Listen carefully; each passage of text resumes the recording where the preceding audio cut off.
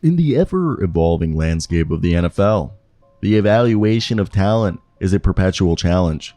As we delve into the realm of football history, it becomes intriguing to speculate how certain legendary college quarterbacks or quarterbacks who are from different eras might have fared in today's game.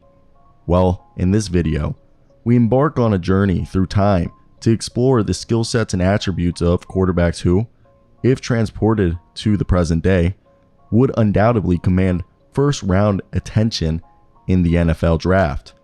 These signal callers left a mark on the sport, and it's time to reimagine their impact on the modern football field, with the dual threat quarterback being one of the most sought-after archetypes in the league. Now join me as we analyze the standout qualities that would make these quarterbacks prime candidates for first-round selections in today's NFL draft. Let me know down below any players that I might have not mentioned or you would have liked to have heard about, and hit that like and subscribe button as we're on the way to 20,000 subscribers, so your support would mean the world. Brad Smith played college football at Mizzou and was selected in the 4th round of the 2006 NFL draft by the New York Jets. He also played for the Buffalo Bills and the Philadelphia Eagles. After being redshirted in the 2001 season, he became the 4-year starter, never missing a start for the Mizzou Tigers. My little sister went there for college.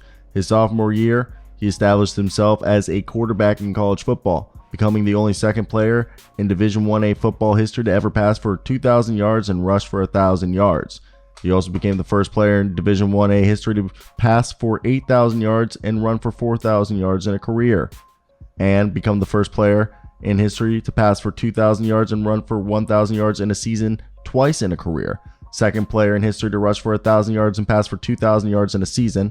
And he also holds the school records for career rushing yards, career total yards, most points in a game with 30, and most touchdowns scored with 5 against Texas Tech, October 25th, 2003. In the 2006 NFL Draft, Mr. Brad Smith measured in at 6'2", ran a 4.46 40 with a 39.5-inch vertical, basically a 40-inch vertical, and was drafted by the New York Jets as a wide receiver, running back, quarterback specialist. And he was primarily used as a wildcat specialist and a return specialist in the NFL. His best rushing year was in 2010 with the Jets, his final season, where he had 38 attempts for just under 300 yards. And his best receiving year was in his second season, where he grabbed 32 receptions for 325 yards and had 2 touchdowns, while his best kick return year was in the year 2010 with 1,400 yards for 2 touchdowns. Joe Webb was a quarterback, wide receiver, and kick returner who played at the University of Alabama, Birmingham. Webb was selected by the Minnesota Vikings in the 6th round of the 2010 NFL Draft as a quarterback wide receiver prospect.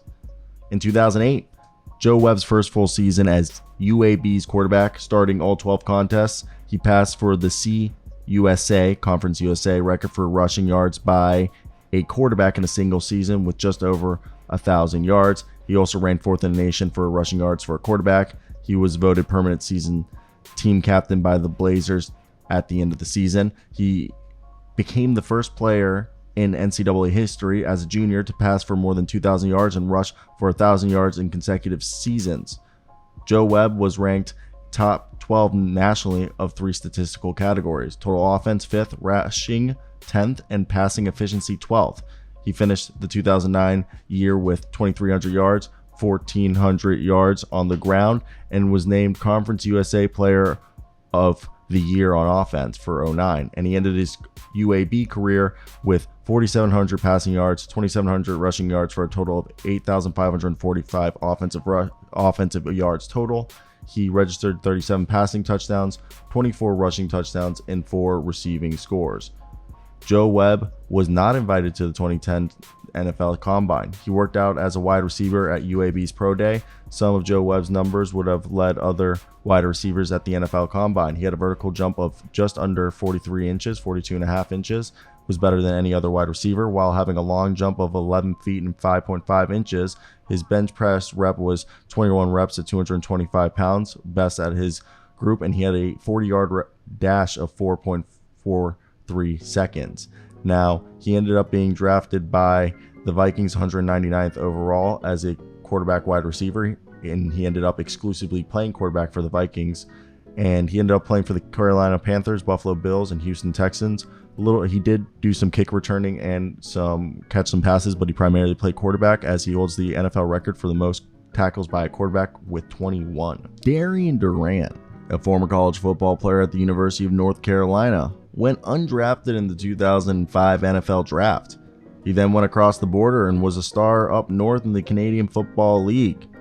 In 2001, during his first NCAA season, Durant established school freshman records with 17 touchdown passes, 142 completions, 1,843 passing yards, and 1,971 yards of total offense. Those freshman records were broken by TJ Yates later, but he was, rookie of the year 5 times, or rookie of the week 5 times, and then finished second overall rookie of the year to Chris Rex, who was Florida State's QB. But at the end of his college career, he was one of the most accomplished athletes in North Carolina history. He had 51 offensive records at the school, and during his sophomore season, he set the single game record for passing yards. In his junior year, he set the single season record with 389 passing attempts, 254 completions, and 2,500 passing yards. And he ended his career with 68 passing touchdowns, just under 9,000 yards in passing, and just under 10,000 total yards. And during the NFL Combine, he wasn't invited, so he ended up being undrafted and getting a free agent contract with the Baltimore Ravens, but he was cut from the team's practice squad due to his size, being 5'11". He ended up signing with the Saskatchewan Rough Riders in 2006, became the club's full-time starting QB in 2009, and then was an all-star in 2009 and 2013. Durant was the starting quarterback when the Rough Riders won the 101st Grey Cup in 2013, and then he played for the Montreal Alouettes in 2017. His brother's Justin Durant, who was a linebacker in the NFL recently. In the midst of watching an electrifying college football rerun, I saw that the Buckeye quarterback was Troy Smith. He dazzled on the field, threw for 300 yards and 4 touchdowns, and in that season, he eventually clinched the Heisman Trophy. However, a few months later, despite his on-field prowess, Troy Smith found himself being drafted in the 5th round by the Baltimore Ravens.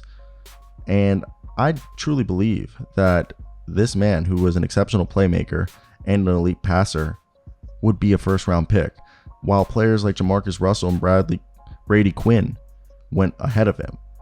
Some people might say the answer is clear. Troy Smith, being 6 foot in 2007, was too short for most NFL teams to consider him as a first-round pick. Despite his passing skills, arm strength, and accuracy, teams hesitated to invest in a quarterback deemed too small for the league. So that's why he landed in the 5th. However, Kyler Murray is 5'10", was drafted first overall in 2019. Baker Mayfield is 6'1" and was drafted first overall. So it made me think, could Troy Smith do it now? In the Combine, our man Troy Smith ran a 4.740, nothing insane, had a 20-yard split of 2.73, 20-yard shuttle of 4.23, 3-cone drill of 6.93, vertical jump of just under 37 inches, a broad jump of 10 foot 2 inches. He was at 225, had an arm length of 32 inches, had just over 10-inch hands, and with that being said, he was a guy that a lot of people thought he was too small. He didn't have the biggest hands. And the thought is, hypothetically, could he be a first round pick? I think so. I mean, this is a guy who emerged from a quarterback battle as one of the college football's most exciting players, taking over from Justin Zwick in 2004. As a sophomore, he threw for 900 yards, 56% completion, 8 touchdowns to 3 picks. As a junior, Smith became the full-time starter. After the first game, he emerged, and on the year, he completed just under 63% of his passes back in 2005, guys. Yes, we're talking like 2005, completing 63% of his passes, which was absurd. For just under 2,300 yards, 16 touchdowns, 4 interceptions while running for 611 yards, which is basically 1,000 because they count sack yards. And he also had 11 rushing touchdowns. So he had 27 touchdowns in total.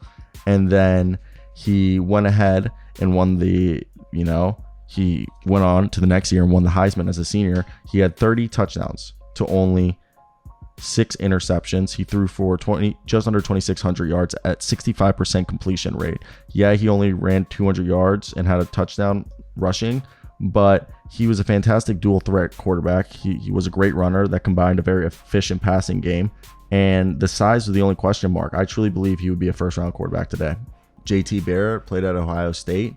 He was a Heisman Trophy contender. He finished 5th in voting, and he was a guy who, before splitting time with Cardale Jones, he threw, 992 yards, 11 touchdowns, and 4 interceptions. And then his 2016 season, he threw for 2,500 yards, 24 touchdowns, and 7 interceptions. And then his final season, he threw for 3,000 yards, 35 touchdowns, 9 interceptions. And he was one of the best quarterbacks in Ohio State's history. And he ended up running a 4.7 40-yard dash.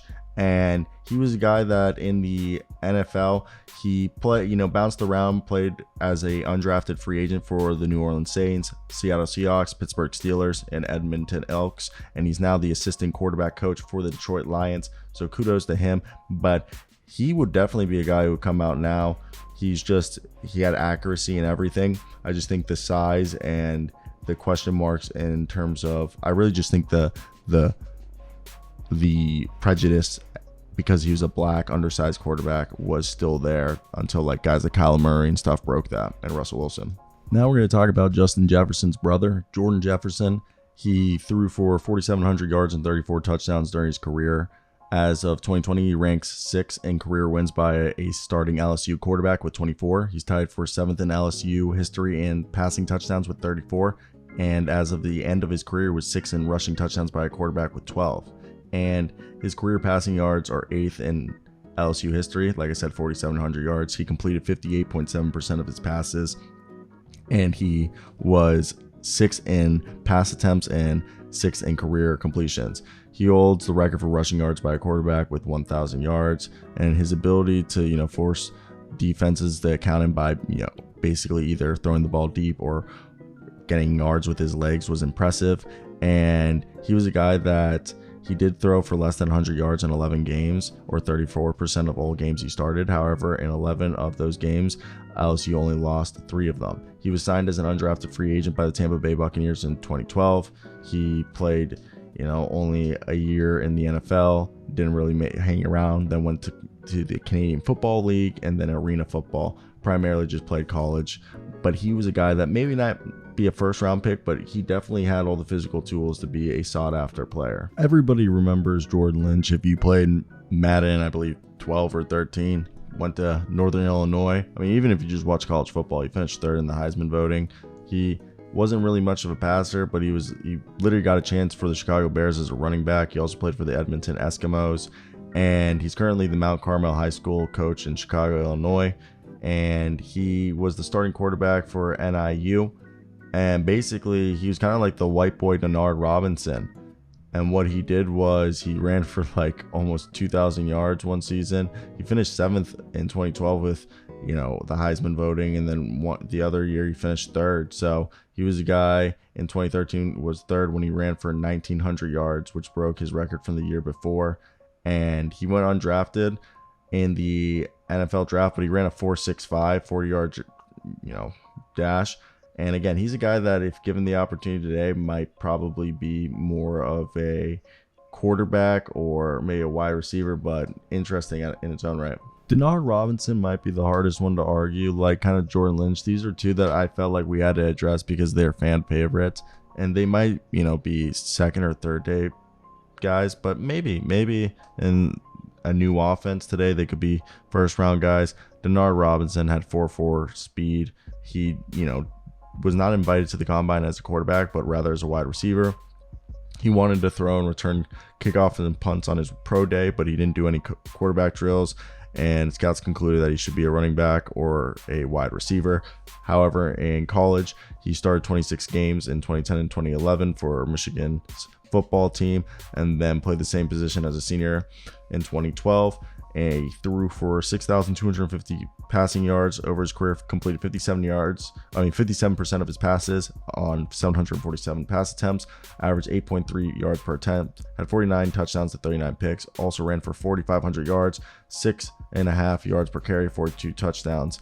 And the thing with him was that he wasn't a guy like Doug Flutie or Russell Wilson where he had the accuracy to be that guy. This one might be controversial because Matt Jones was a first-round pick.